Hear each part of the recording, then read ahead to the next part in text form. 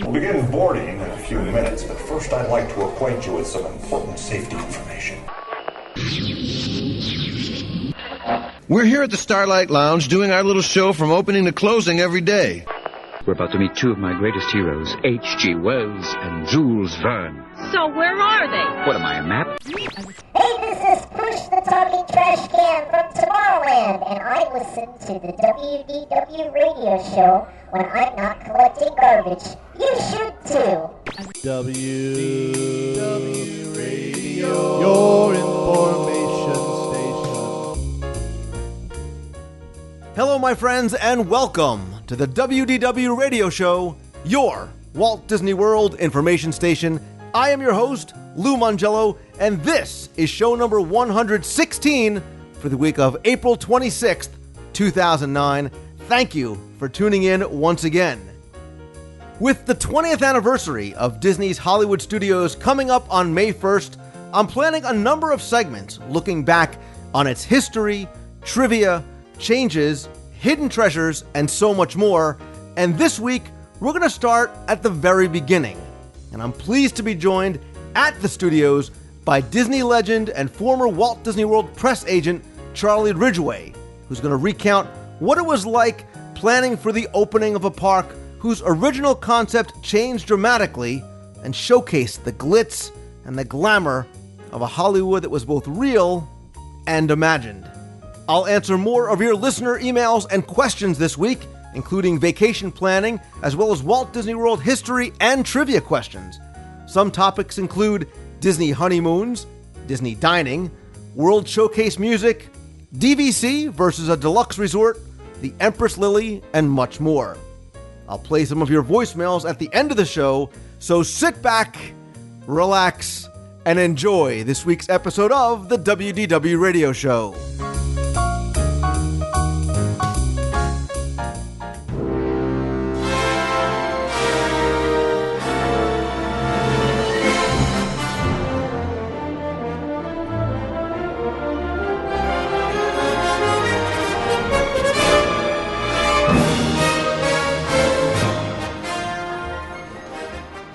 With the 20th anniversary of the opening of Disney's Hollywood Studios, of course originally known as the Disney MGM Studios, I was wandering through the park recently, and I wondered about the early days of the studios, and I mean the very early days. So for a park that's all about the glitz and the glamour of Hollywood, I thought it would be fun to look back at the opening day of the studios itself. And there's no person I could think of better to look back on this day with me than not only someone who was there, but somebody who was very instrumental in the events that led up to its opening, as well as the day's events. So I'm joined at Disney's Hollywood Studios with Charlie Ridgway, former Disney World press agent, Disney legend, and author of his book recounting his tales from his years at the Disney Company. Charlie, great to see you again. Thanks for joining me on the show. Thank you, Lou, and it's good to remember again, because it was an exciting time, beginning really 3 or 4 years ahead of this, when we began to think and plan for an attraction, a park that would totally bring Hollywood to the fore. And, you know, for years, people who went to Hollywood wanted to tour the studios unless they had an in with somebody, they couldn't get in. So this was a great experience for people who loved Hollywood and remember the good old days, because we recreated Hollywood as it was in the 1930s. Hollywood Boulevard with some of the same buildings that stood there that long ago. So when you've opened 7 different Disney theme parks around the world. You're now told by Disney that they're going to create this real working production facility, this real working studio with attractions. How do you start to approach that from a PR perspective? Well, first of all, we had to make clear that it was a place where real production was going on, that there would be stars coming there from time to time and so forth. But in addition to that, it was more than a working studio. It was a place to be toured, so that the attractions that were there recreated the Hollywood that people had in their minds, not just a place, not just a working studio. So it was both. And actually, it began a year ahead of time. In June of 1988, we began production in the sound stages, which were the first things completed at the studio. It was not till in May of 1989 that we had guests coming in to tour the park and to enjoy the restaurants, the shows, the experience of seeing Hollywood production in one form or another. Some of it was real, some of it was put on, if you will, but nevertheless it recreated the whole atmosphere, and it was recreated what one of my good friends decided was one of the things that would be successful about it. You know that Disneyland, when it started in 1955, recreated the era of Walt's birth in our early days and back in the early 1900s. So it was a town, a Midwest town of that era. Here we were 30 years later than that era, in the glamour, the golden days of Hollywood, when the glamour stars that became known around the world made their reputations. So that when Disneyland opened, Dad could take the kids down the street, or grandfather at least, and say, yeah, I remember when there were horse-drawn streetcars, and I remember when there were gas lights and all these things. See? Well, now Dad or grandfather could say, I remember when I walked down Hollywood Boulevard in 1935 and saw Gary Cooper or, era stars of that age. Yeah, and this park, obviously very different than Disneyland and the Magic Kingdom at Epcot, was really about all things that were going to be very big and very flashy. And obviously when you're talking about Hollywood, that's what you think of. When you start thinking about the opening ceremonies, they certainly weren't going to be anything different. Well, they were different in that we had an excuse to have the biggest names in Hollywood attend, as many as we could get, and so we did. And we wanted to build the idea that this was a place where you could, at least on occasion, come and see stars. So not only did we have them here for the opening, but we began a program shortly thereafter called Star Today, in which every week we brought in a family, a star and their family, to come and stay and appear in a parade down the street a couple of days, and then sit in the Star Theater, an outdoor theater, and answer questions from the audience of fans. And it was a great different experience for those stars, because usually they were being interviewed by journalists and critics who were after the dirt. These were people who loved the stars and who were asking them questions that obviously showed that love. Right, I remember for a while, Christy Donovan was the host, and the great thing was, not only did you have a chance to come here and possibly see, walking around the parks, a real Hollywood movie star, but I remember Michael Jordan and other people from TV. Michael J. Fox was here. Musicians, Britney Spears was here. I mean, it really sort of ran the gamut. Yeah, some of them came by invitation. Some of them just showed up because it was a great place to go and see and to relive some of their memories of Hollywood and so forth. So we did have a lot of those big names here, and in addition to that, we started up a new Mickey Mouse Club, and we got a hold of we arranged for a whole new cast of young, brilliant entertainers, many of whom, after the Mouse Club had its run, went on to become very famous as musical stars in the 1990s and beyond. Sure. And having celebrity here was right up your alley, because that's something that you always did throughout the years. We've talked in the past about you accommodating and having celebrities brought in. And one of my favorites, I'm sure one of yours, and somebody who was here for the opening of the Magic Kingdom, was also here sort of like by happenstance for the groundbreaking, and that was Bob Hope. Yeah, that was kind of an odd situation, because Bob would frequently, he was touring around the country, various things, and he liked to come down and stay one of the hotels nearby, and he would call and say, hey, I want to come over to the park today, and I'd arrange for a guide and so forth. And this time he called and said he was in town and he'd like to come out, and I said, hey, by the way, we're having this announcement tomorrow with Michael Eisner and Frank Wells and so forth, announcing the Disney MGM Studios, which is going to be built here, and he would fit right in. He said, I'd be glad to do it. So he showed up and did a great show with no script, no preparation, as a total surprise. And everyone, how did I arrange for that? And I didn't have anything to do with it. Bob did it. You can give up your secrets now because it's 20 years later. Well, Bob was here a number of occasions. One of them I remember in particular was the Television Academy Hall of Fame awards, which they did here 5 years running. And one of those years, Bob and George Burns appeared on stage together, and they were hilarious. And of course, George was on his last legs, but he sure didn't show it. And Bob wasn't too far away from passing on, so it was a rare occasion for these two legends of Hollywood to be appearing on stage together. And of course, the television personalities, including Fred Friendly from CBS and so forth, who were inducted into the Hall of Fame that night, were the honorees, and it was all of their friends came, and there again. We had a fun thing that we did. We did it at the opening to some extent, but later on we did it more a prearranged kind of thing.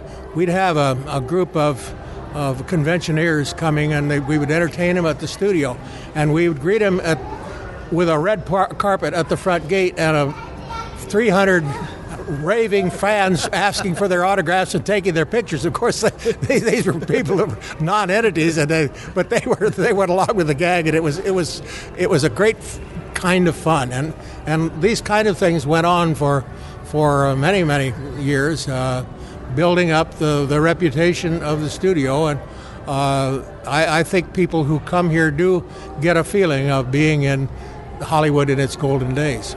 Sure, and obviously early on, you had so much more latitude to play with of things you could do from a PR perspective, I assume, because you now had the celebrities you can bring in. You had this real and imagined Hollywood. That gave us an excuse to have them here that we didn't have before, because lots of them came to Disneyland and later to Magic Kingdom and later to Epcot. So we had a lot of celebrities over the years, but not in the bunches that came in connection with the studio. We had events subsequent to that, the world premiere of Dick Tracy, and Warren Beatty and Madonna came for that, and so forth. And among the stars that were here for the opening and there's a funny story. We were getting all ready for this grand event. We'd had the press arriving early in the day, and we allowed them to come into the park and see some of the shows and whatnot during the day.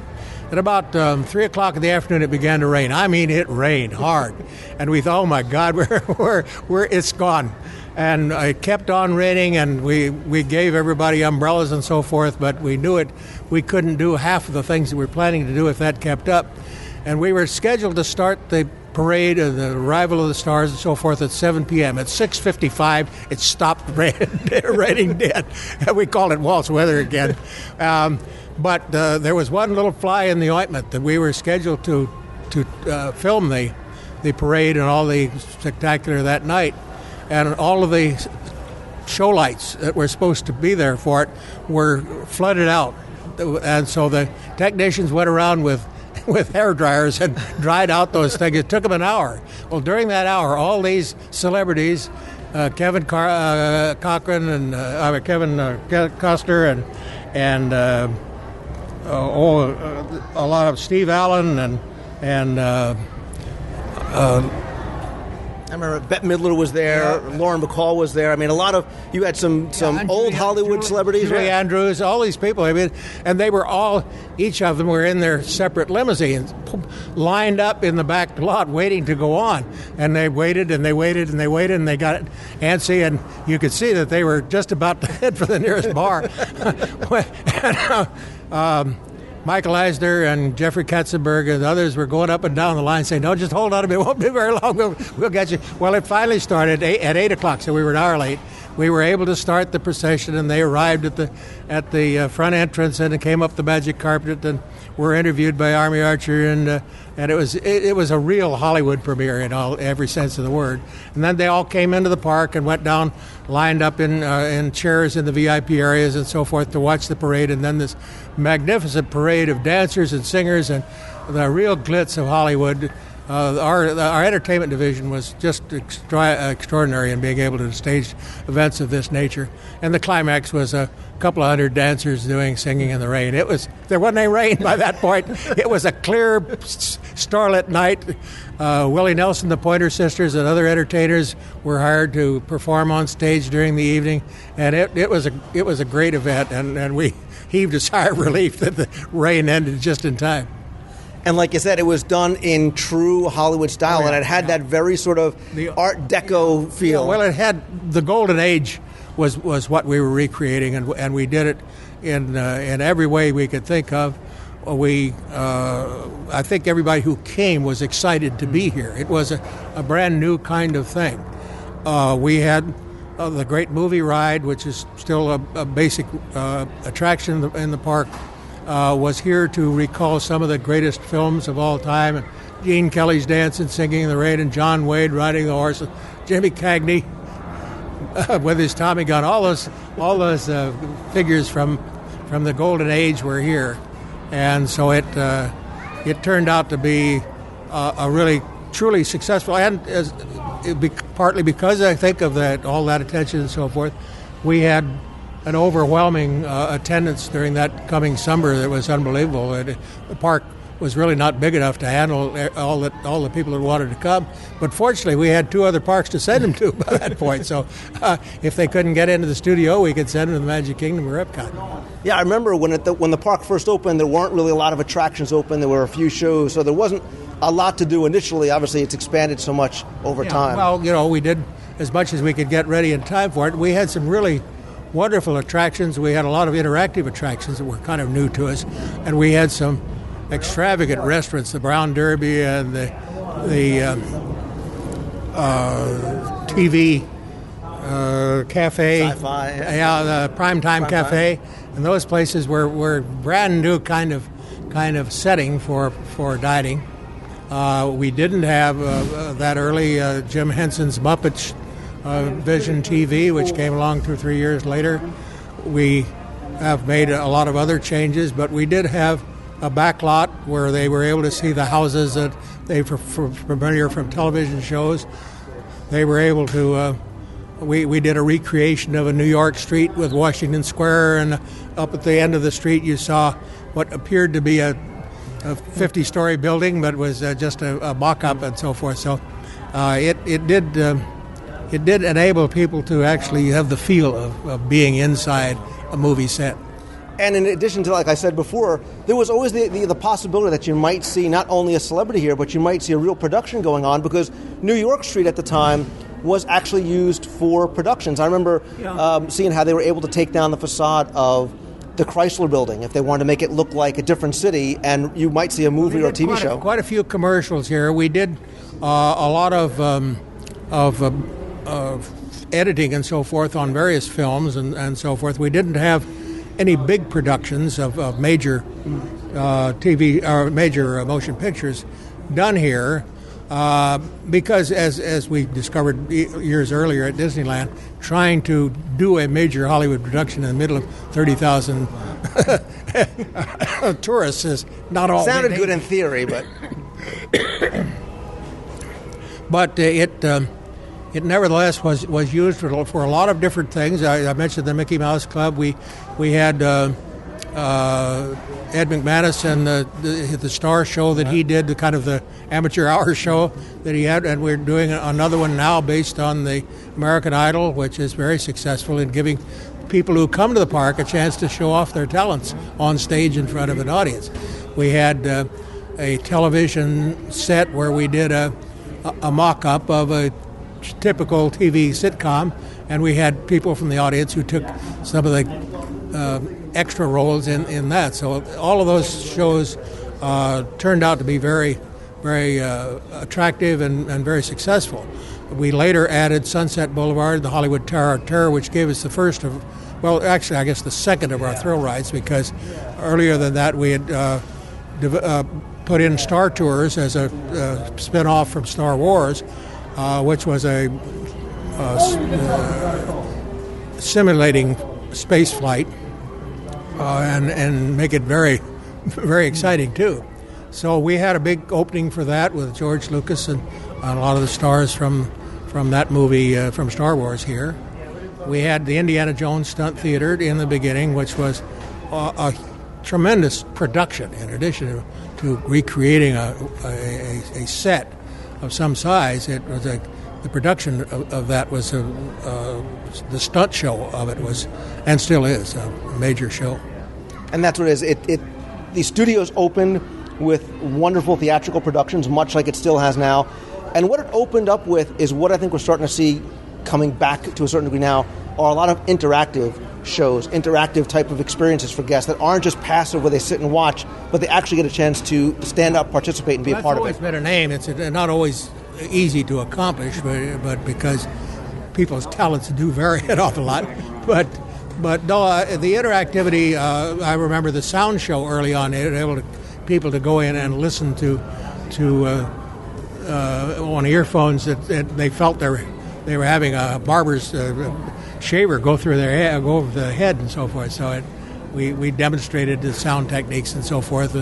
We did a monster sound show that was fun, and again, some of the audience got a chance to participate in that and to help create the sounds. I so desperately wanted to be the guy that got up on the Tonight Show set or the Gilligan's Island set, and I think I used to probably, bother my parents more times than not to keep going back. I knew next time would be the one I'd get picked. Yeah, well, you didn't always make it, but you got a chance to see fellow audience members up there on stage taking a part and making fools of themselves usually. But no, that was and it's a good show. There of course have continue to be changes and updating and new ideas, and as new movies come out, we take advantage of them. We've developed a show that's still here, The Little Mermaid, which is a theater show that is in many ways very interactive and much more engulfing than just seeing the film. I remember too, especially looking back, just quickly going back to the grand opening. Something or somebody really that was originally planned, I think, to be a much more important or visible part of maybe this park and maybe the entire Walt Disney World was Roger Rabbit. Not only was there a planned sort of land for him, but oftentimes you'd see Roger out with Mickey. He was sort of trying to become that second. Well, of course, he was a big time idol at the time that the movie came out because it was a huge success.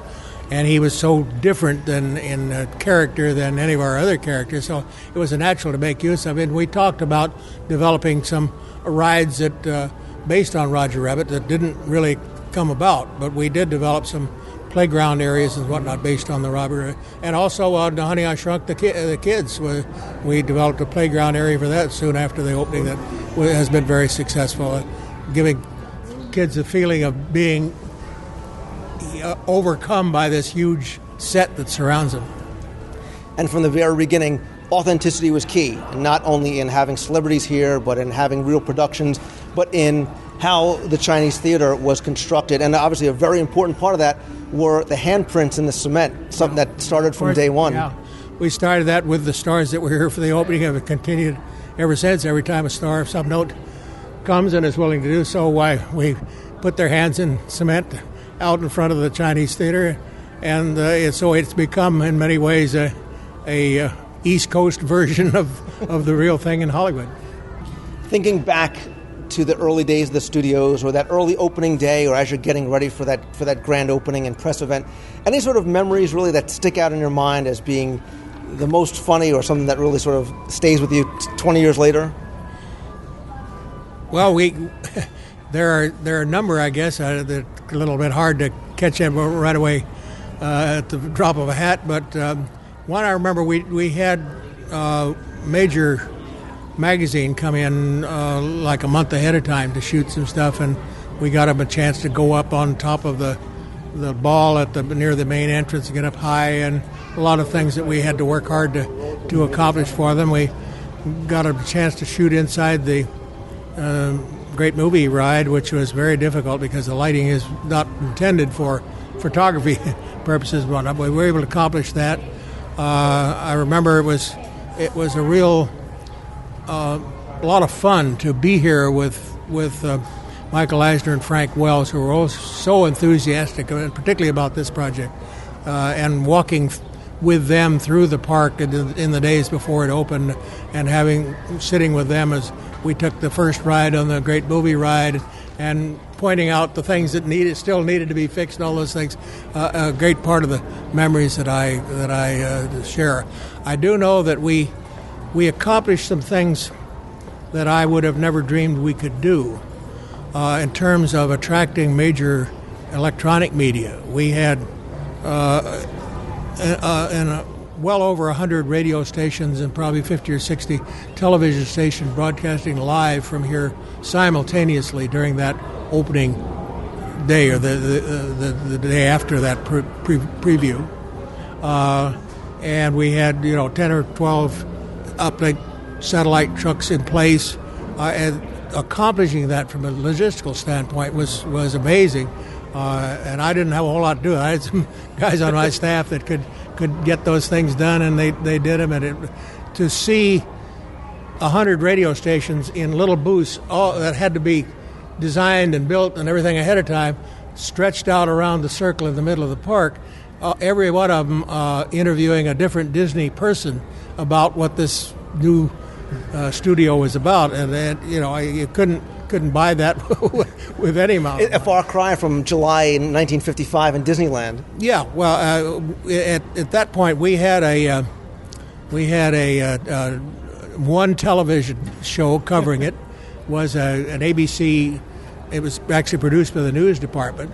There were cables running down the street all over the place because they didn't have electronic gear. They had these big studio cameras, and they were all connected to the central control place by cables the size of your arm. And they cluttered up the street, and people tripped over but everything else. But we didn't have any. We had newspaper and magazine people there, but not very much at all electronic media coverage. Electronic media wasn't particularly important at that point. And you mentioned quickly Michael Eisner, who was here. He was here for the opening ceremonies. He brought in the first family of the day, along with Harvey Korman, as we were talking about before. And I think people forget how much of Michael Eisner was in this park. I mean, he sort of took it from that initial idea of a pavilion at Epcot to sort of, really what we have today. No, it was actually Michael came up with the idea, and he went to the people at Imagineering and said, "Hey, I think we ought to try to do a movie studio park." And they said, "Okay, let us show you some of the drawings we've been making for the last 5 years."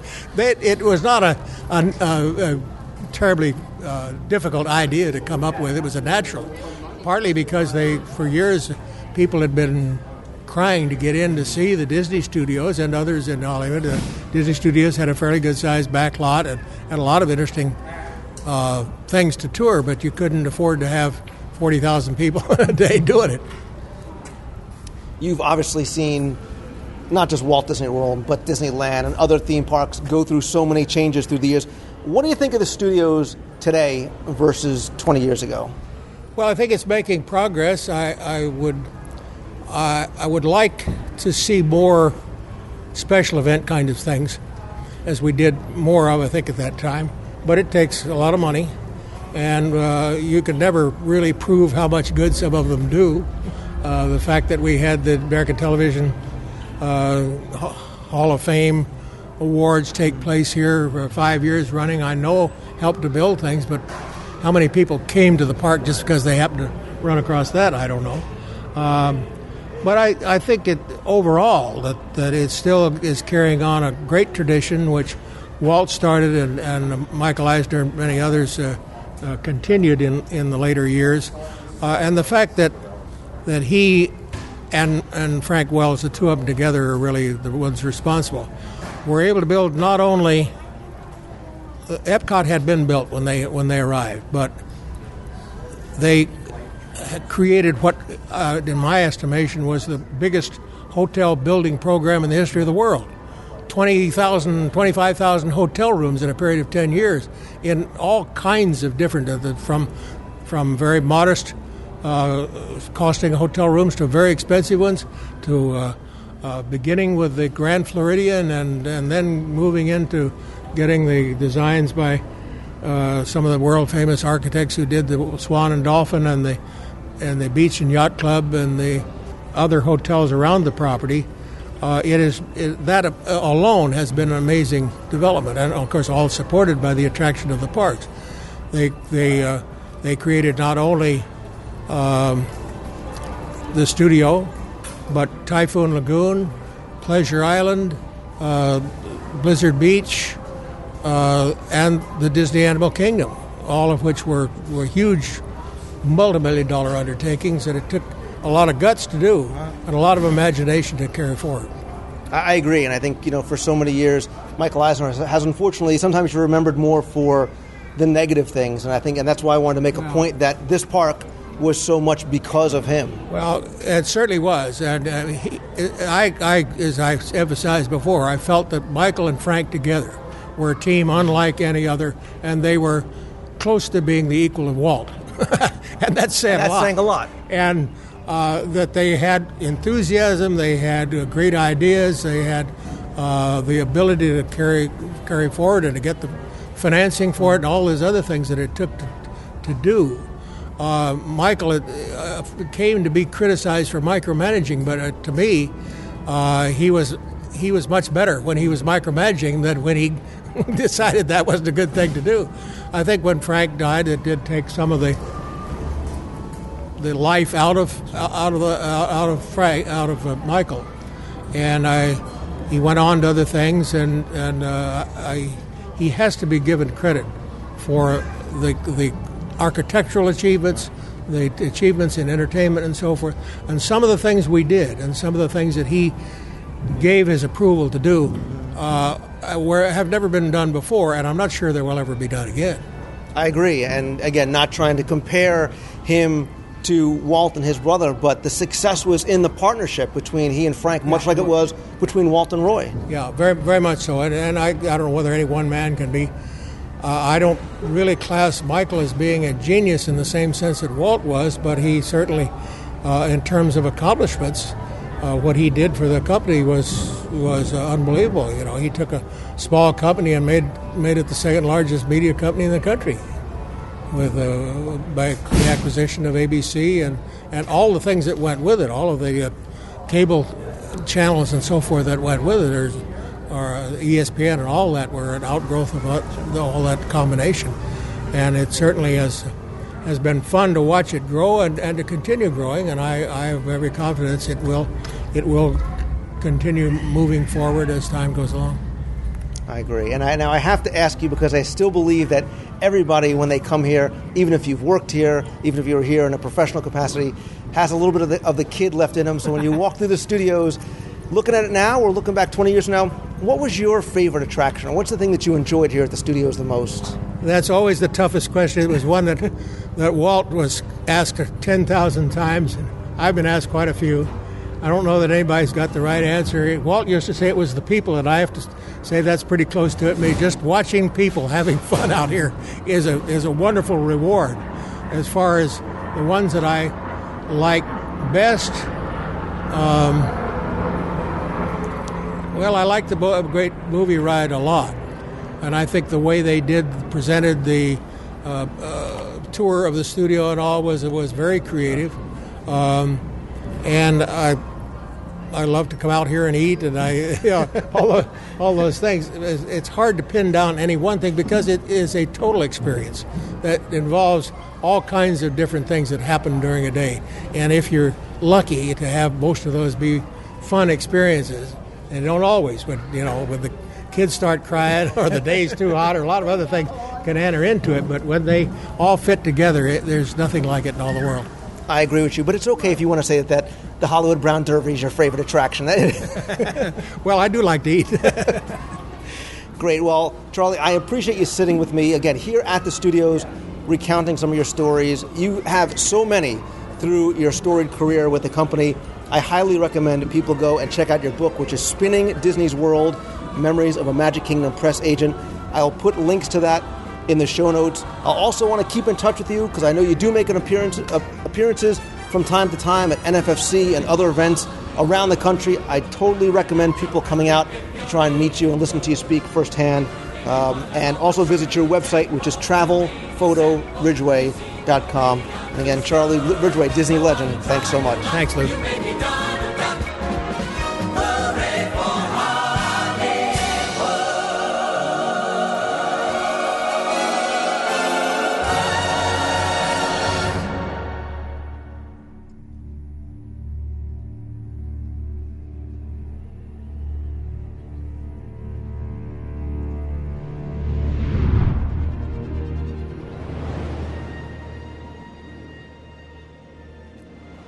hate to start off a segment with an apology, but I must, as it's been way too long since I've answered some of your emails, and it's all Becky's fault. I'm kidding. I'm kidding, of course, as things have obviously been crazy with the packing and the move and getting settled, but it's still Becky's fault. Wow. I'm kidding, but obviously, joining me again this week to tackle your questions is none other than the owner of MEI and Mouse Fan Travel, the lovely Ms. Becky Mankin. Well, hi, Lou. It's great to be back. And I guess I should have sent you that URL to the moving company that, you should have been using. And I know that wasn't quite, like a Richard Sherman style intro, but, you're feeling the love anyway, I'm sure. I'm still working on mine. Well, you better have a great catchphrase goodbye, because you've had like 6 months to work on it. Now, I was waiting for all of the flood of emails to suggest things, but I haven't seen anything, so I get a bye for this week. We'll see. We'll come up with I get a bye. All right, listen, I'm way behind. Emails are piling up. The whole spare bedroom is full of emails, so let's get right into it. Question number 1. Lou, want to start off by saying, love the show. We're planning our trip for this May and wanted to get your thoughts or advice. I was reading on one of the Disney planning websites that says the Magic Kingdom has a quote-unquote light attendance on Sundays, but at the same time, I see that on Sunday in May, the Magic Kingdom has extended Magic evening hours. We typically avoid the evening park hours each time due to their higher attendance on those days. Can you please provide your thoughts or advice? Keep up the excellent work. Your show actually makes me look forward to work on Mondays. That might be my new tagline. That's from Ryan in Pittsburgh, Pennsylvania. So the question is, Sundays, extra magic hours, crowded days. Sunday. I have to respectfully disagree with anyone who says the crowds at Magic Kingdom are light on Sundays. Feel free to disagree with me as well, but it seems that Magic Kingdom is the park to avoid if you aren't looking for a crowd of people or to share this space. I will tell you that I just came back to research this question particularly. I went there on a Sunday, and I've said this over the past few weeks. You would never know that there's a recession in this country right now, because I've been there recently, and Sunday was very crowded. Now, by the same token, I think we have to qualify this, because I think it very much depends on when you go, the time of year, if it's a holiday weekend. Right now, Sundays, Saturdays, Tuesdays, any day is going to be relatively crowded. Right around Easter time was they were closing the parks on some of those days. Again, you go maybe the first week in December, not so much. A little bit different. It seems that the weekends do tend to be a little bit heavier to Magic Kingdom. I think it might be due to a lot of the locals as well taking their kids in. Seems to be the general feel from the people I've talked to. And for Sundays, it's always been my feeling that the Animal Kingdom and sometimes Epcot are better choices for that day. And personally, I got to go off topic here or slightly, but I kind of like the extra magic hours after the parade. I'm kind of a night owl, so that's a good way to beat the heat if you have that extra magic hour sitting there over at Magic Kingdom on the weekend. That might help. You read my mind, because I was going to say the same thing. You didn't say, Ryan, if you were going with kids or anything like that, but if you can do it, I love extra magic hours, especially at the Magic Kingdom. Those nights / mornings that it's open till 3 a.m., that's all Lou all the time. Because, like you said, especially after that second parade, Magic Kingdom very much empties out. It's a beautiful time of night / morning to be there. There's very, very little waits, and it's just a nice time, I think, to wander through the park. Absolutely, with the lights and the dark and the music, and it's a nice atmosphere. Definitely. So, anyway, let us move on to question number 2, and it says, Lou, I just started listening to your podcast, and I have to say, I'm now addicted. Your attention to everything Disney serves as a much-needed break from studying while in medical school. Wow, you have time to listen to the show during medical school. My fiance and I are lifetime Disney fans, so much so that we've already been to Disney World twice together. We'll be married at Seabreeze Point at Disney's Yacht Club Resort. Nice. And we'll celebrate with a trip on board the Disney Wonder cruise ship. You are off to a very good start. Ooh, nice. So my question is this. Do you know if Disney Resort staff are willing to do anything special for honeymooners. Becky and I are smiling at the same time.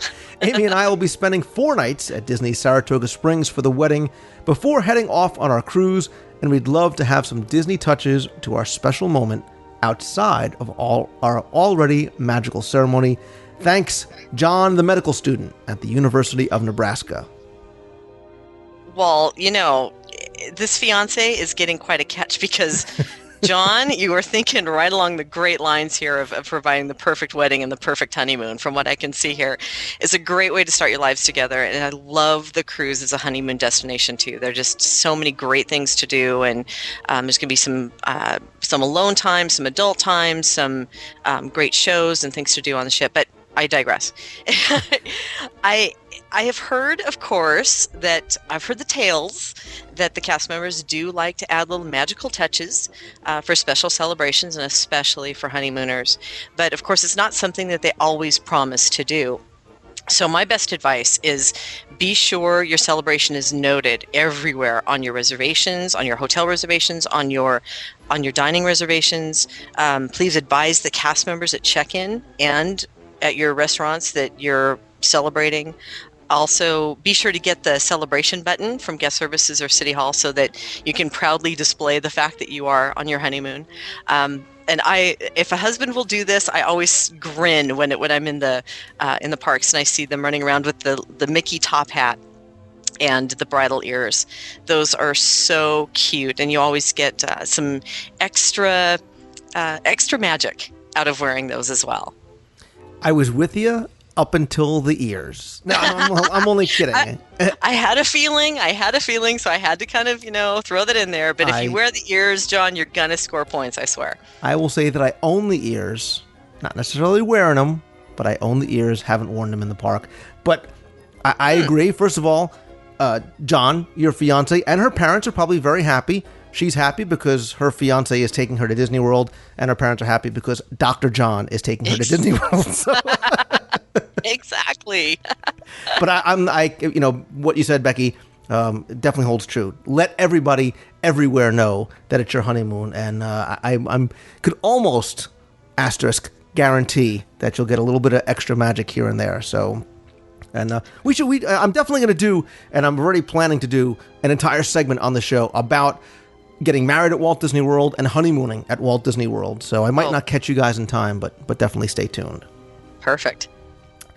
Next question, Becky says, Lou, I have some more questions to add to your already overflowing mailbag. Clearly, you've seen the inside of my house. We are 3 18-year-old guys and 1 17-year-old 11-month guy in the very early stages of planning our trip to Walt Disney World next year. You may also want to note that we're all either first-time visitors or have not gone since a young age. So here are my questions. Question 1.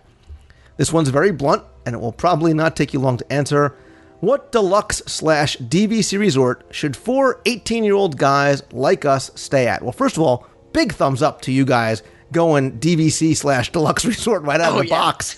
I was thinking, you were going to hit Pop or All-Star. Becky, we may disagree on this one, but I'm sure both the answers will be good. I'd say Beach Club/Boardwalk. Yeah, you know what? Stole that thought right out of my head. I would say the same thing, just from the ease of getting around to the 2 parks, to Epcot and to Hollywood Studios, and of course the nightlife that happens out on the boardwalk. Both are very appealing for that destination. So and of course, if you stay over at the Beach Club Yacht Club, then you've got access to the pool. True. Which is so nice to hang out in the sun if you want to do that for one of the days you're there as well.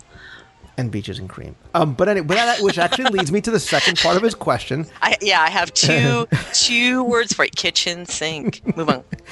We had to bring food into it somehow. Please give us a restaurant. Sink. Sorry. They want dinner.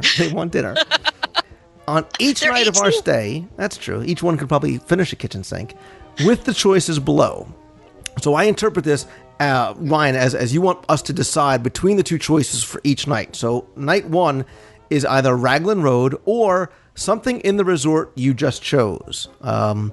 Let's just, for argument's sake, we'll say Boardwalk, and we'll throw Flying Fish. I was going to say Yachtsman, but he asks about that somewhere else. I'm going to say Raglan Road. I think you guys would have a lot of fun in downtown Disney at Raglan Road. Good food, good entertainment. No drinking, boys. But really enjoy Raglan Road. Try the shepherd's pie. Yeah, in thinking about that, I'd have to agree. Raglan Road is definitely a fun place to hang out. Why do you sound like, I really hate to, but I guess I have to agree with you. Because the thought of beaches and cream with those hamburgers and, of course, the kitchen sink. Okay. All right, I've never had a kitchen sink. I've watched it being made. I loved it on the Samantha Brown show. Okay, so I just have my mind on the kitchen sink. But I do really enjoy Raglan Road. I think it is a really a well-priced location with a lot of great entertainment, so it's good value. That being said, you should make it a point, even if it's during lunch, to go over to Beaches and Cream, have arguably the best hamburger on property, Pecos Bill, close second, and have a No Way Jose. But anyway, night number 2, I just had to get that in there. Nine Dragons, not much choice here. We've already decided on that one. Happy to help. Night 3, Sci-Fi Dine-In or 50s Primetime Cafe. Ladies first. Wow. Oh, you would give me that one because this one's hard because I do like 50s primetime. It is kind of fun. However, we're looking at some 18-year-old guys who probably get yelled at enough by people where at 50s primetime, that's what it is. Your aunt sits you down and you get yelled at for putting your elbows on the table. So I think I'm going to hedge to Sci-Fi Dine-In personally. Okay, I'm following that logic. I see it. And now, granted, I think the food at 50s Primetime is a little bit of a step up, although I do actually like Sci-Fi. I think Sci-Fi's gotten better over the last few years. But I think they're both great, kitschy, great atmosphere places. And yeah, they might actually like Sci-Fi a little bit better. And the other thing, too, is that how many kids of that generation have actually seen what a drive-in looks like? As opposed to them knowing what I Love Lucy and Leave It to Beaver look like. A kitchen table, or as opposed to a kitchen table. They'll sit down and go, something's wrong with my TV because it's only in black and white. Exactly. Now, see, I was just there not too long ago, and I got yelled at for putting my elbows on the table. So I'm kind of stuck on that. So I'm going with Sci-Fi on this one. I've worn a bib, and I'm okay with that. That's all I'm going to say. The next night, they have a choice, and I think this is actually very interesting. Beer Garden or Le Cellier. Now, people are going to say, Lou, come on, man. There's no choice. Le Cellier, one of the best steaks, although I think Yachtsman's better. You got to go there. Remember, 4 18-year-old guys, I think they might have a lot of fun over at Beer Garden. You know what? I kind of tend to agree. Unless you're really looking for a steak dinner. If you really want to have a good steak dinner and you're really jonesing for pretzel bread, then Le Cellier, of course. But I think that they'd have more fun at Beer Garden as well. True. The atmosphere is just so much more fun, and there's just a lot more going on. I think that you're right. And it's a buffet. You guys can just eat your faces off and totally get your money's worth there. So, which leads me to the next one, because number 5, they're asking between Boma, awesome buffet, or Ohana, which is eat until you cannot eat anymore, then we'll bring you some more food. This is a tough one, too, because I think they would like both of these places. I'm leaning towards Boma because I think the flavors are just very unique. But I would almost maybe say Ohana only if you go to Tusker House for a meal at Disney's Animal Kingdom. Wow. I went to law school for 3 years. Can you tell? I was going to say, you had to throw that Tusker House in there to throw my entire theory right out the window. But, Boma, I do like Boma. It does have an interesting menu and some great flavors, and of course it's nice choices are available there too. But I got to say, I like Ohana. I like the atmosphere. Of course, there's a lot of games that are being played by the families and so forth. But if you can get a reservation right around Wishes time too, there's a nice view that's going on from the park across the way, and the whole thing of being able to eat until you drop is always good as well. Right. So Ohana wins. Ryan, we're working for you guys and your budget on this one. So night number 6, Tony's Town Square or Le Cellier or Beer Garden. Those World Showcase ones, please don't pick the one you picked earlier. We don't want to go somewhere twice. You're going to Tony's. No, I think this is our easy out. Go to Le Cellier one night, go to Beer Garden the other night. I think so as well. I like Tony's. You know that I like Tony's. I still haven't heard the story as to why you have an interesting view of Tony's, but I guess we'll get to that over a drink somewhere. I do. I have an interesting view of. I like Tony's. Uh-huh. Any stories that you've heard about me and Tony's are probably completely made up. Move along. So okay, I agree with you. If do Beer Garden one night, Le Cellier the other, excellent. Perfect. So, and then his last night, he says Yak and Yeti, something else in Disney's Animal Kingdom, Boma or Ohana. Again, only consider the ones you haven't picked before. It wouldn't have mattered, Ryan. I was going to tell you to pick Yak and Yeti anyway. I think it's arguably the best, forgetting World Showcase, in-park, theme park, restaurant food. Love Yak and Yeti. It's a hidden gem back there. A lot of people really don't realize just how great that menu is, and I definitely enjoy it. Love the Yak and the Yeti. So he says, thanks, Lou and Becky. He actually mentioned you by name and spelled it right for a great show and a great email segment and really brightening my week. Ryan, have a great time. Let us know how it goes. Let us know. And if you need a dining companion, I can be up there in 2 hours.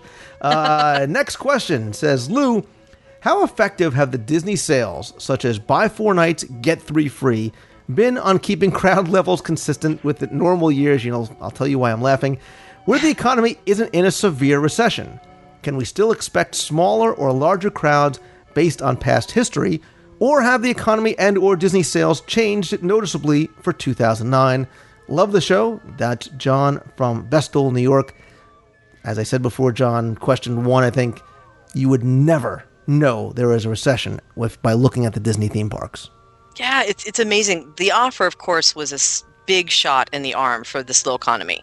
And the clients have reported that the crowds seem to be about the same, or in some cases, busier at the parks than they've noticed before in the same time of year, especially on the weekends, with, of course, some variance here or there. So it's kind of amazing. We have noticed where a lot of clients have decided, instead of taking other trips that they may have taken, like there's any other destination, right?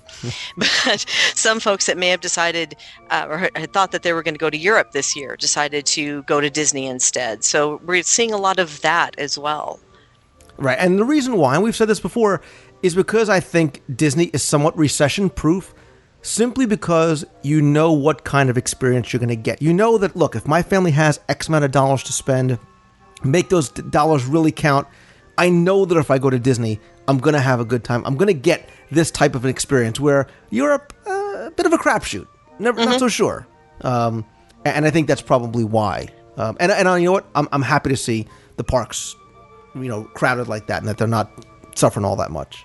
Oh, absolutely. I completely agree. Another thing with your recession-proof statement is that we do see people who, rather than staying at a deluxe resort, are just kind of scaling back a little bit and might stay at a moderate instead. So where other destinations we're seeing cancellations, we're definitely not seeing it that much at Disney. So I think we're going to see these consistent crowd levels. Right. And I think what I've been seeing, and what other people have been telling me too, is that where they are saving their money is on dining quite often. They might not eat at a signature restaurant. They might do counter service. They might bring their own food or whatnot.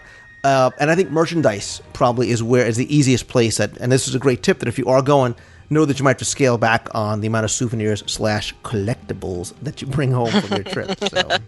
Did you hear that, Lou? What? I just did. Research. It's for research. I do it for the show. Next question. Hey, Lou, Super Mario drums here. My girlfriend and some of my friends are planning to go to Walt Disney World in November, and I was wondering if you knew, do you have to be 21 to stay on Disney property? Our plan is to stay at one of the value resorts. We haven't decided which one is yet, Pop Century. But we know some hotels require you to be 21, to get a room. We'll all be 19 or 20 at the time of the trip, and we're really hoping that we don't have to stay off property. I figured that if anybody knew, it would be you. Thank you, Mario D. And I do know, so I'm going to turn it over to Becky. You just need to be 18 years old to check into a Disney resort and stay on property. Woohoo. Mario, party Easy enough. Time. Party time, Mario. Awesome. Next question. Hey, Lou, I've been listening to your podcast for the past 9 months or so, and I'm just getting the nerve up to email you. Wow. I have a food-related question. Well, great one out of the box. And naturally thought of you. I think I'm getting a reputation. My wife and I and our 2 kids, ages 8 and 11, are going to be at Walt Disney World over spring break. This will be the 4th visit for our kids. Awesome. We've started a tradition on our Epcot day of eating at one of the pavilions and then staying at the restaurant or close to it for illuminations. We've done this in England and Japan, and I'm wondering if you have a recommendation for a good place for us to eat and then watch illuminations. If we could just stay at our tables and watch it, that would be preferred, but aren't adamant about this. Thanks for any advice. Love the show. Andy Marquis, and he's from I got Marquis. I can't get Minnetrista, Minnesota. There's a lot of M's Minnesota. and M's. Yeah, thank you. I think we might have some differing opinions here. I'm going to throw 2 quick ones out there. Okay. I'm going to steal it from you. Go through Le Chef de France or Bistro de Paris, if you can get up there, and or Nine Dragons in China. Really? Nine Dragons is the refurb Really? with the windows? Yeah, I love Nine Dragons. Okay. You're not digging Nine Dragons? I have not been there in quite some time, I have to admit. So that is some place that I have to go back to and try again. It did suffer from an interesting reputation quite a while ago, and I just haven't had a chance to fit that into the schedule. So we might have to have a meeting there. You know what? I'm taking you to Nine Dragons. I'm going to change your mind about Nine Dragons. All right, everybody hearing that, right? Okay. I said I'm taking you there. I didn't say it was paid. I said, no, I will show you Nine Dragons. But go ahead. Give me 1 or 2 of your favorite choices that are not France, China, Japan, or England. Yeah, see, and that's the thing, is my 2 favorites they've already mentioned in there, because Tokyo Dining in Japan has the wonderful windows there. Rose and Crown, of course, has the wonderful outdoor seating if you can get it. All right. Don't laugh at me, but I actually like the counter service in Mexico that's right there, that you can just grab something and sit in the on the tables that are right on the water's edge, which is kind of nice for a economical, quick I'm meal. nodding. I'm with you. I'm all over it. Remember, can't see you. Don't know if you're disagreeing with me or not. However, now the France thing, I got to tell you, I have kind of steered clear of that one for a while as well. Not from it being, having bad reports or anything, but just because I've never really been a huge fan of French food. So there's another place that apparently you're going to have to show me so you can change my mind. Well, but of course, fine, okay. I'll take you out to another dinner. But good. We're up to 3 now. This is good. So the important thing, though, is that at any of these locations that do have a view, you're not guaranteed a window seat, and you're not guaranteed anywhere that you're going to be able to see. So I would actually advise to look at some of the menus of all of the restaurants, and then make it such a time that you can be done right before, about 30 minutes before illumination starts, so you can come out and find the key spot to watch the show. True. And you do realize that French food isn't all like little snails and French fries or French toast, right? I mean, we will have to have a dining experience in France. Well, you and me and food, I think that probably... research. Let's move on. Okay. Next question says, Lou, I'm a fairly new listener who's recently rekindled their love of all things Disney. I love hearing that as a quick aside. When I was little, my family traveled to Disney World on a regular basis. However, as my brother and I grew older, we lost interest, as being a Disney fan isn't necessarily cool. I disagree. When you're in high school or college. Okay, maybe you're right. My parents decided to take one last trip to Disney World this summer before either of us got married and started our own family. Luckily, I found your podcast and trivia sites just before the trip, and since then, I've been hooked. I listen to the podcast nearly every day at work, and I'm trying to catch up. You've got a long way, I'm sure. So far, I'm on show 45 and still can't get enough.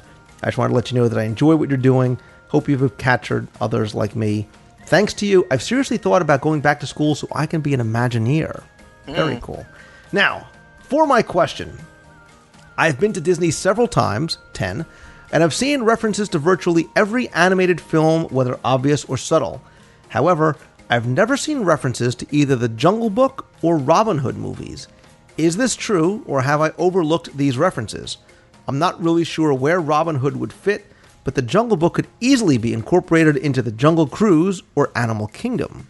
I look forward to hearing from you. Keep up the good work. So we're looking for some sort of Jungle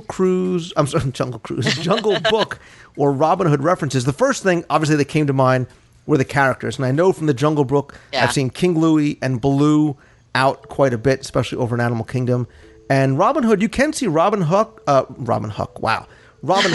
Friar Tuck, and the Sheriff of Nottingham. Again, not all the time, not everywhere, but you do see them occasionally.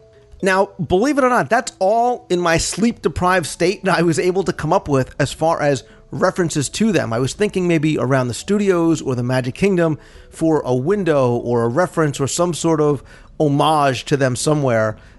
You've got the Friar's Nook now in Fantasyland. It came to me. I had an epiphany. Look at that. Just for you. Friar's Nook in Fantasyland. I'm afraid I'm just not much of a help on this one this time around. So you know what's going to happen is that I'm going to be there in a few days, and now I'm going to be looking for Jungle Book and Robin Hood everywhere. And I'm sure if and it's a very good chance that I did miss some other very, very obvious one, somebody please email me. And again, I'll blame the long drive to Florida and lack of sleep. Anyway. Next question comes from Michelle Pittman. She says, "Hey Lou, just returned from my first vacation to Walt. A lot of newbies, a lot of new people. Good. My sister-in-law Kathy and I visited for 9 awesome days. Great way to indoctrinate yourself into the Disney magic. While touring Epcot, we heard the British invasion. Do you know if they recorded a record and is it available for purchase? Love your show. Thank you, Michelle. Love you back. Please me." British Invasion, obviously, real quick, they play in the back of the UK Pavilion. They are a Beatles cover band. And according to the website, which is thebritishinvasion.com, they claim to be the longest-running show in the history of Walt Disney World. They've been there for more than 12 years, perform more shows in a week than most Beatle tributes perform in an entire year. I did not know that. Now, that being said, I did not see a CD on their site, and I don't mean to be rude by saying this, but I think if you wanted to hear them, you should probably just buy the Beatles one album. That's the easy way out. I don't know. I didn't see anything on their site about a CD. You know, I was trying to think if I've seen any carts or anything around there, if they had sold anything kind of like they do with the others, but no, I can't think of anything. Michelle, honestly, I on my next trip back, I'm actually very curious to see if this cover band does have a CD, and I will go and look. And if so, I'll either mention it on the show or I'll post something up on the site. Next question says, "Hey Lou, I'm a big fan of the show and in the process of catching up on all the old shows I missed. I have just one question that I'm hoping could be answered fairly easily. For my past 3 trips, I have leftover days on 3 different park tickets. 2 of those tickets have park hopper with no expiration days left, and 1 has a single park with no expiration days left. I did a bit of research, obviously not enough because I'm being lazy and asking you for the answer, and I found out that on my next visit, I can consolidate those passes onto my resort key card if I stay on property. Now my question is this: since a few of the days are park hoppers and a few of them are not, will these still be consolidated onto a single key card, or will I need to maintain separate passes? I guess an easy solution would be to pay the $50 or so to convert the remaining days into park hoppers, but I was curious all the same.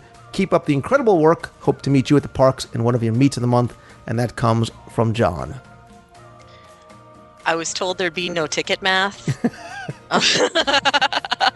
I'm getting out the abacus. Hold on a second. Oh, man. So sorry. The ticket questions are always an interesting thing to tackle because, honestly, the answer to the question really depends on who you talk to. I tend to get a lot of different answers when we approach Disney with what happens if and when there's several different park tickets. Now, of course, the good news is that they will give you a value or tell you what the value is of the tickets that you're trying to convert.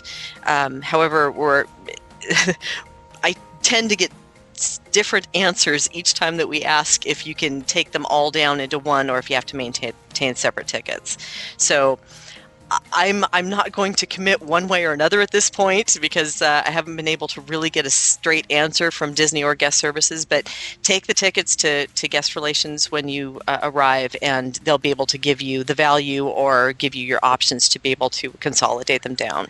Right. And it's good to know that he will be able to do something with them. Those tickets still have a value that he can use. Correct. So it's not like they're going to go away. Right. Becky, the next question comes from Marissa Gerleski. And she says, "Hey Lou, my husband and I are huge fans of the show. I remember going to Disney World in the early 1980s and having a character breakfast on a boat, the Empress Lily. Marissa, you just made me smile. Can you tell me where that boat was located, and did it move, or was it just a building shaped like a boat? Thanks for your help, Marissa. Okay, correct me if I'm wrong, but isn't that what Fulton's is now? You, my friend, you are a smart young lady. Woohoo! Phew! I'm so glad I got that right. Now tell me what year. Now tell me what year the Empress Lily became Fulton's, and I'll really be impressed. I wouldn't have known if I didn't have my notes. I can't Google fast enough. 1996. Exactly. Empress Lily closed in 95, reopened as 96 as a full. And I know I take this. We're gonna take a mini Wayback Machine trip here. Come with me. Join me, Becky. Okay. I'm with you. I loved the Empress Lily, and I remember going there as a kid. That opened back in 77. Obviously, still where the Fulton's Crab House is today, along the shores of Lake Buena Vista. And when it opened, it had the same sort of boat-like shape to it, although really it's just a static replica of an old paddle wheel steamer type riverboat. It's actually anchored in. The boat cannot and does not move. It's got this huge, gigantic concrete foundation to it.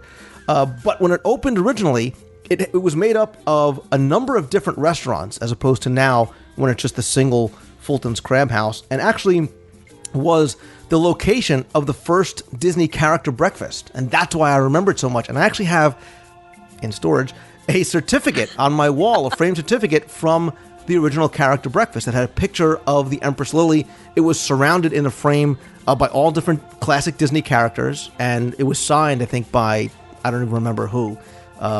But there was, like I said, there was the Baton Rouge Lounge, there was the Steerman's Quarters, the Fisherman's Deck, all sort of very different themes to them, very, very ornately decorated, much like it is now. I know somewhere, too, I have a ticket, a little orange ticket for the Empress Lily character breakfast, which was like $10, which is giving you an idea of just how old I am. And it was so. But now it's Fulton's, which is certainly worthy of a dining review in and of itself. But yeah, I don't know if you ever remember going to the Empress Lily way back in your younger years. Hey, now, for me, actually, my first visit to Disney World wasn't until '96, so I missed out on that whole fun thing at the very beginning that you're talking about when you were what, 2? Yeah, pretty much. Oh, so many years ago. And do you know where the Empress Lily got her name? I would suspect it's from Lillian. See, this is why you're coming back. Yes! All right, now I feel better. Excellent. Moving on. Who, by the way, was Walt's wife, for those who didn't make that. Really? Yeah, exactly. All right. Thank you for that little trip down memory lane. Anyway, next question says, hey, Lou, love the show. Listened when it was the old show. Ever think of playing that old intro music again? It was great. Anyway, quick question. What is the difference between staying at a deluxe resort and a deluxe villa? Is it solely the room, as it seems, or are there more perks? Can you fit more people into the room? So, for example, looking at the Jumbo House villas and Kidani villas, they show the exact same pictures. Is there a difference? I thought that a newer area was being built for one of them, but looking at the cost, the regular lodge is still almost $100 cheaper a night than both villas, and I'm not sure what else I'm getting other than a bigger room with a kitchen. I'm not in the room that much anyway, so if villas were perhaps a 2-bedroom you could share with another couple or small family, I could see maybe. Otherwise, not sure about the benefit of the villa. I hope you or Becky, again, Becky mentioned by name, could come up with the perfect answer explaining this. Keep up the great show. Thanks, Dan. Becky, give him the perfect answer. Well, first of all, I like Dan. Thanks, Dan. I really appreciate that one. The example that you gave between Jumbo House and Kidani Village, both of those are actually Disney Vacation Club properties. So that's why the pictures are the same right now. Kidani Village doesn't open up until May 1st, so it would make sense that they're using the same pictures. But for Animal Kingdom is probably the most complicated of the examples that you could have chosen, because there's Animal Kingdom Lodge, the Jumbo House, and then Kidani Village. And the Animal Kingdom Lodge is where you're going to find the standard rooms that you're talking about. The standard rooms would be close to the studio that you would find at Kidani Village or Jumbo House. Both of those options sleep 4 people, but one of the differences, the bedding is different between a villa studio and a standard lodge room. Standard lodge rooms have 2 queens or a king and a single sleeper. That's usual for the standard rooms. However, the villa studios have 1 queen bed and then a sleeper sofa, which some people do and don't like to sleep on. The villa studios, you also get some little extras like the little kitchenette cubby that features a microwave and so forth. The DVC properties, the Disney Vacation properties, they're like condo units, so you can get a 1-bedroom, 2 or 3-bedroom villa, excuse me, that can accommodate from anywhere from 5 to 12 guests. They include a kitchen, which is different, obviously, than the standard resort rooms, and then of course a dining table area. My personal favorite is it also has a washer and dryer if you're in a 1-bedroom or 2 or 3. So there's lots of saving opportunities if you're looking at the difference between going with a villa or going with a standard room. For example, you can share with another couple or family if you're in a 1-bedroom or larger. It has easy access for, say, grabbing snacks or making a meal or 2 in the villa to avoid the cost of eating out for 3 meals a day. And of course, you also can save on the airline baggage fees by packing less when you can easily do a lot of wash, which is why I always kind of gravitate towards the 1-bedrooms, because I like the laundry. So the DVC properties do have benefits. It is the room, it is the amenities that are available within the room of the rooms you choose. Becky, that very well may have been the most near perfect answer ever. Excellent. No, I'm sure I'm missing something, and there's probably listeners out there going, but she missed, but she forgot. So, feel free to write in and add those, because Lou loves email. Please do. Send them along. All right, we got a couple more I want to get to before we finish it up, so we're going to try and blow through these last 3 as quickly as possible. Famous last words. Hey, Lou, I thought you may be able to answer this question again with Becky. What is going on here? As part of your speed email session, you must have known it's going to be one of the last ones. As part of the What Will You Celebrate promotion, I know that if I have an annual pass, I can get a gift card for about $71. Can I receive this gift card at one park, spend half the day there, then go to a different park on the same day, and continue to use the gift card? Thanks a lot for answering my question. I hope you can use it on the show. P.S. Love the show. Keep up the great work. That's Alexander Malman13. Well, there's great news for Alexander. Yes, you can certainly park hop with your birthday gift card. However, one of the things a lot of people don't realize about the gift cards is that it does have restrictions on how it's used. So you can't just use it like cash everywhere. It's good towards specific things like PhotoPass, select merchandise, at select locations. So there are places that won't accept it. So be aware of that. They can't be used for food or beverage with some exceptions. And I guess my best advice with that is to make sure you always ask first if they will accept the little birthday gift card. But the initial answer is that yes, you can park hop with the gift card. Definitely. And remember too, Alexander, Becky, correct me if I'm wrong, you can only pick up that gift card on the exact day of your birthday, not like your birthday trip. It's got to be that day. That's correct. And you have to do the pre-registration. Best to do that online. And then there is a birthday card or birthday kiosk outside of each of the four parks that you have to pick it up at. But it has to be on your actual birth date, and you have to have your identification to prove it as well. Exactly. And the next question comes from Kevin, who knows it's the speed round. He says, Lou, love the show. On with the question.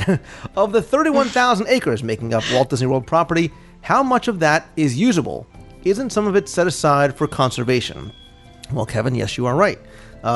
There are about, give or take, they buy and sell property every now and then, about 31,000 acres. Believe it or not, and this is the amazing part, especially when you compare to Walt's problems with Disneyland, only about a quarter of it has been developed, which is awe-inspiring. But there is another quarter that's designated specifically as a wilderness preserve that will never, ever, ever be built on. And I'll give you a quick little background on that. Back in April of '93, Walt Disney Company, they enter into a partnership with the Florida Department of Environmental Regulation and the Nature Conservancy and 5 other agencies, and they establish what's called the Disney Wilderness Preserve. That's on about 8,500 acres on land that they acquired back in 1991, when master planning had been completed by Walt Disney Imagineering. They realized that the wetlands that were lost to development had to be replaced, so they created some nearby wetlands of at least the equal size. They purchased this 8,500 acre Walker Ranch, which is just about south of Walt Disney World, dedicated that as a wilderness preserve. They also placed permanent conservation easements on 7,500 acres of Walt Disney World property, guarantee that that will always remain in its natural state. They've actually spent more than $40 million on all these things, and you can actually go and visit the Wilderness Preserve. And I have to do a segment on this because I think it's actually very interesting. You can actually call 407-935-0002. I'll also put a link in the show notes where you can find out more about the Wilderness Preserve. It's about 15 miles south of the actual resort area, but it's you can go visit and you can actually tour the Wilderness Preserve. And there's my long-winded answer to the very short question. Wow, I had no idea. I learned something today. Just one thing? All right, I learned a couple of things today. You just lost a dinner, okay? So watch. Oh, no. I have 3 now. I have 3. I'm keeping track. All right, so his last question is fun, and it's fun for 2 reasons. Number 1, because I think it's an interesting question, and it's from my buddy Josh. Josh, who calls in to the voicemail all the time. He says, Lou, it's Josh from Michigan. He says, I was wondering, out of all the pieces of your collection, what are your 3 favorite pieces? And Josh, my answer is simple. I don't know, because it's all in storage in a warehouse in New Jersey somewhere, and I'm missing my stuff. What's the address to that storage unit there, Lou? Listen, there's only so much you can fit in the back of a Honda Odyssey that's going to schlep down, 95 to Florida. But I can tell you, just off the top of my head, a couple of things, and it is sometimes like choosing your favorite child, that I really enjoy, or different pieces have different meaning to me. So there are some things that I have in my collection from childhood that my parents bought me, and I have pictures of being in Tomorrowland with my dad and my mom and my very young brother and my really bad hair and bad clothes with, certain things that are in my collection. There's also signed things from Ralph Kent, who was a Disney legend and Imagineer right before he passed away, from Richard Sherman that he sent me, which is clearly one of the prized things in my collection. I have an old secret panel mystery box chest from the Haunted Mansion. I'm going to actually do a video segment about this because it's one of the most unique and fun things I have. Wow. I have a cigar box from the old tobacconist shop, and I just think that's very unique. A lot of maps, a lot of old paper, a lot of old intact A through E ticket books in like perfect condition, like framed up on the wall. A lot of the old original stuff really are some of my favorites. Wow. Okay, I'm drooling. That is so cool. That is so cool. I don't have anywhere near the collection you've got, Lou. So if you care to name me in your will later on, that would be great. For me, I have a few items that I just cherish from the memory of getting them. For example, I've got a few items like a very special pin from Club 33 that I just cherish from having the memory of my first visit when I was there. But I gotta tell you, the second thing is the 2 posters that I have for the Disney and Magic and the Disney Wonder with the captains that signed it. I love those. That means I'm hopefully going to get 2 more in the next few years. But last but not least, and this one is a memory of when I went exceedingly nuts during my Backstage Magic adventure by Disney last year in Mickey's of Glendale when they said, you've got 30 minutes to shop, go. And we were running around like rabid animals with American Express cards in hand. I bought a cast member pin set of all the parks that I just think is incredible. A limited edition set that I love. And of course, bought some things for the auctions, of course, that we've done for you and your dream team. And luckily, because I knew that I probably would never walk through the gates of Mickey's of Glendale again, even though I am in October, I I bought enough to have a couple of more things for the auction this year for the Dream Team. So hopefully there'll be some people that are interested in that as well.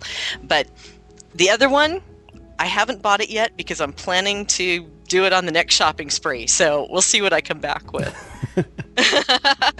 And that's the thing, like trying to define what a favorite piece or what favorite things that you have in your collection is very difficult, because I think there are different favorites for different reasons. There's value that could be associated with things. There's monetary value. There's sentimental value.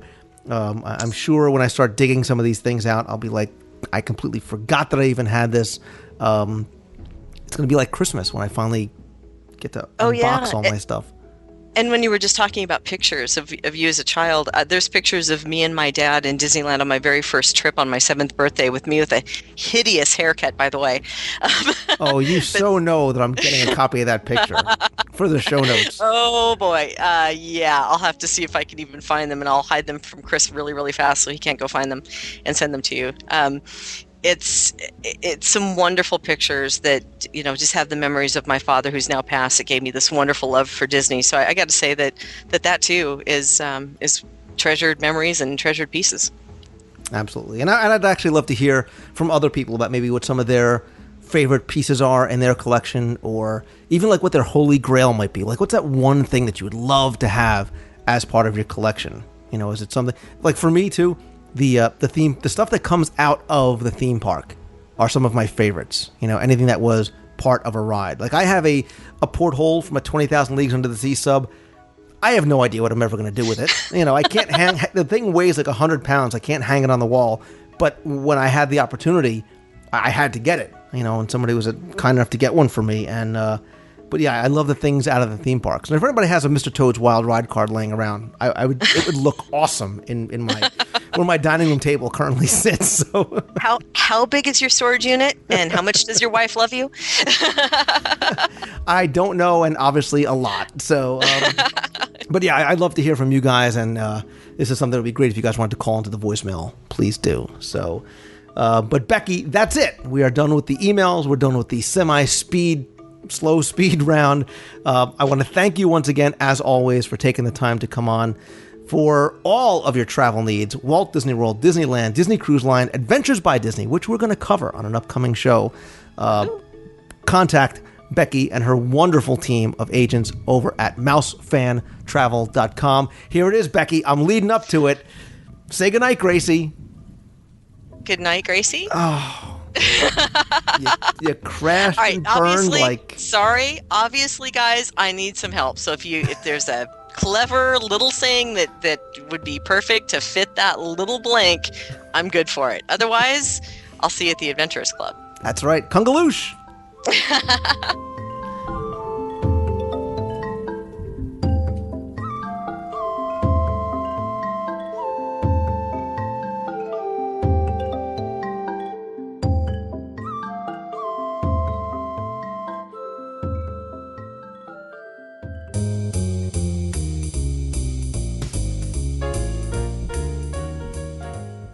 That's all the time we have this week. I hope you enjoyed the show.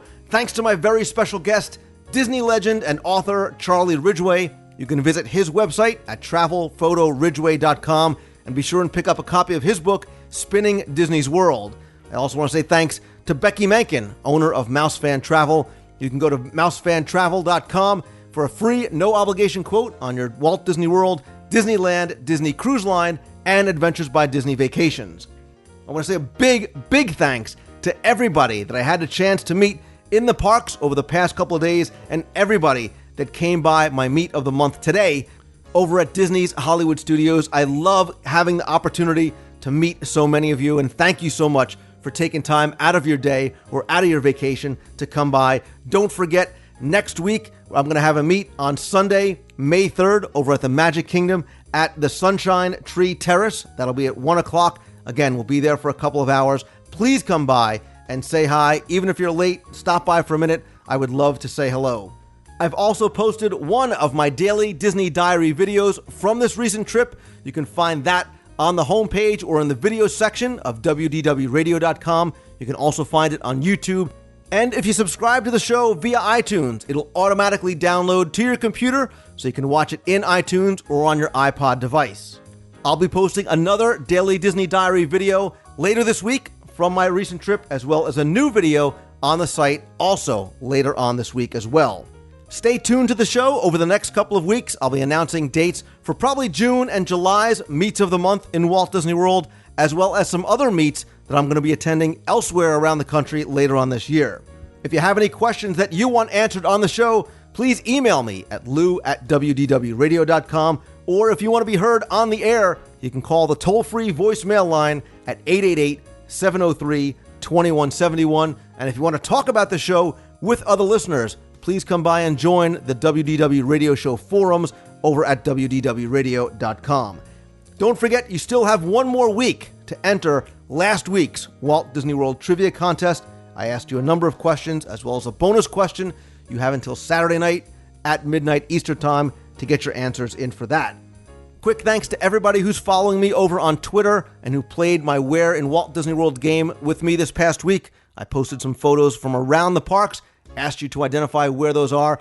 If you aren't following me on Twitter, you can get my instant updates throughout the day at twitter.com/Lou Mongello. And please come by, friend me up over on Facebook and join the WDW Radio Show group.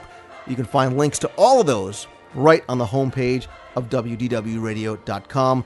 Also stay tuned. I will be doing another WDW Radio Live audio and video chat in the next couple of weeks. Stay tuned for an announcement on when that's going to be. Don't forget to subscribe to Celebrations Magazine. Visit celebrationspress.com. If you have an idea for the magazine, an idea for the show, by all means, please email me. You know I want the show to be interactive. I want you to be as much of the part of the show as you'd like to be. Thank you again so very much for taking the time out of your week to listen to the show, for emailing me, coming by the meets. I really, really do appreciate it.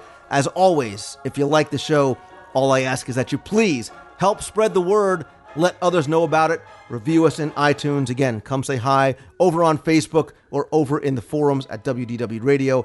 And of course, remember, my friends, it is never too late to start following your dream. Take that first step and always keep moving forward. I hope you have a fantastic week this week. So until next time, see ya. Hey Lou, this is Jay from Connecticut, also known as Spine on the forums. And I just want to say that you do an awesome job with the show every single week. I listen to it very regularly. I'm a huge Walt Disney World fan, and our most recent trip to Walt Disney World was back in September, and I took a lot of your advice with, food, of course, attractions, and also looking up and down, seeing everything. And I have to say that it really made all the difference, and it just really made the trip much more enjoyable. My mom and I are going back in October, and it's going to be just the two of us this time, and, we're taking advantage of the not-so-scary Halloween party, and, of course, the Food and Wine Festival. So it's going to be a lot of fun, and we're going to continue to heed your advice. But this time, with it being only the two of us, we're going to really slow down and really just take our time, pay attention to all the details, and as you say, look up and all around. And I'm sure that there will be many details, and maybe even some hidden Mickeys, too, thanks to Steve Barrett and his guide. And we will definitely try to make the trip even more enjoyable and much more fun than it was last time. So, keep up the great work with the show, and we'll keep in touch somehow through emails or however we feel. All right? Take care. Bye-bye. Hey, Lou. This is WDW Dreamer from Delaware. Was just watching your Daily Disney Diary on YouTube. So love this. It helps us be there when we can't go to the world for whatever reason. One of the attractions that I would not like to see refurbished or whatever is Peter Pan's flight. I just love that it's so traditional and true to the movie, and it's just a little nostalgic. Thanks. Love the Daily Disney Diary. Please keep doing it for us.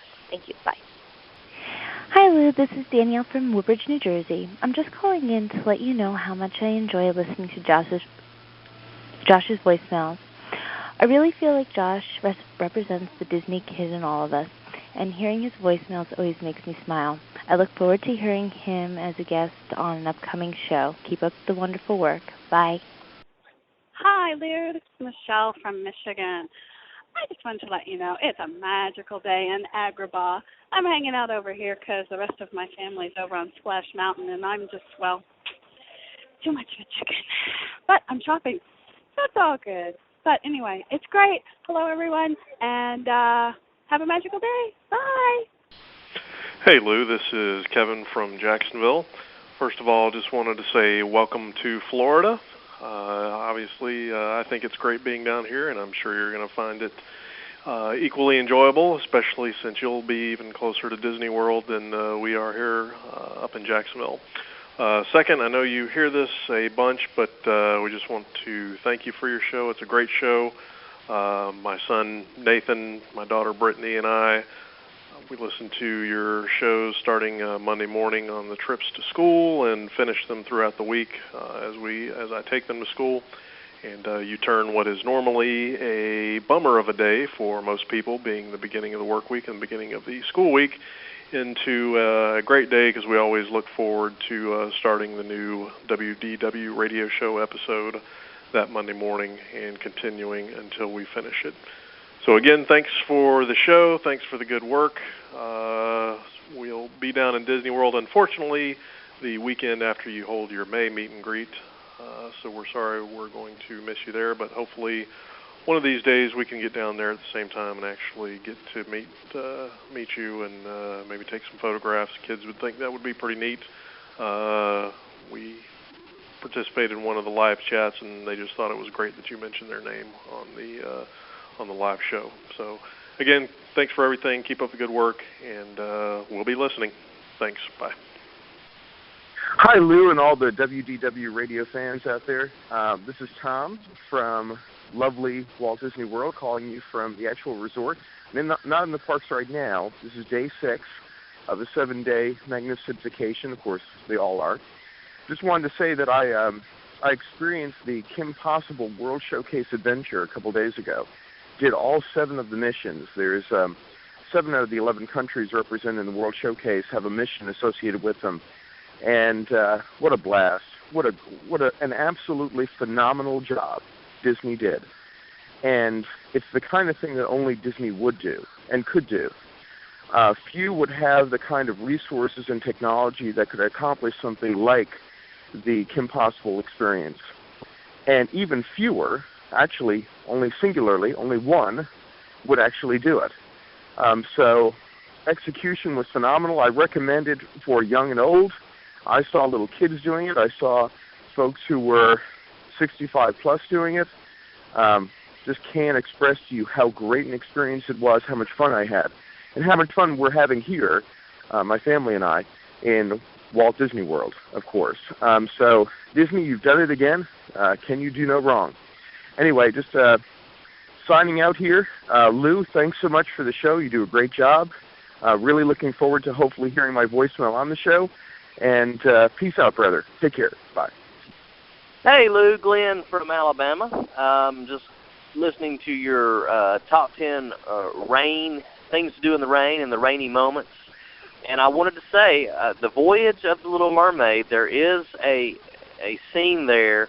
I believe the effect is that you're actually going underwater. It's not raining, but the systems in the theater do spray you a little bit with the water, and it's made to appear that you are actually under the sea. So there was some validity to that.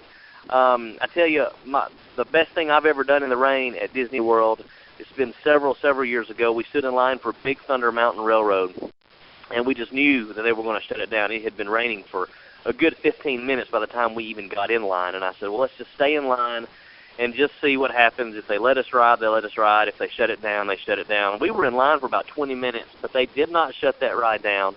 We rode Big Thunder Mountain Railroad in the rain, and it was a blast. One of the most fun things that I've ever done on any attraction anywhere. So thought I'd let you know both of those things. Thanks again for all the work you do. See ya. Hey, Lou, this is Chris from Palm Beach Gardens, Florida. Love the show, love the work you do. I was listening to one of your older shows recently, and the topic was the top 10 sounds of Walt Disney World, and a couple came to mind that you didn't mention, one of which is in Space Mountain, near the end of Space Mountain, when you are going through that simulated reentry, and you go through that tunnel where there's that blast of red light, and you hear that sound. That's definitely something that I don't think you hear anywhere else. And when you hear that, you definitely know that you're in Space Mountain. And the other sound is one that combines, I think, a top 10 sound and your Wayback Machine. And you actually even gave a nod to it in your intro in show 114. But that is the old Disney World AM radio station that you would turn to when you would you'd get on property and go down World Drive in the car, and you would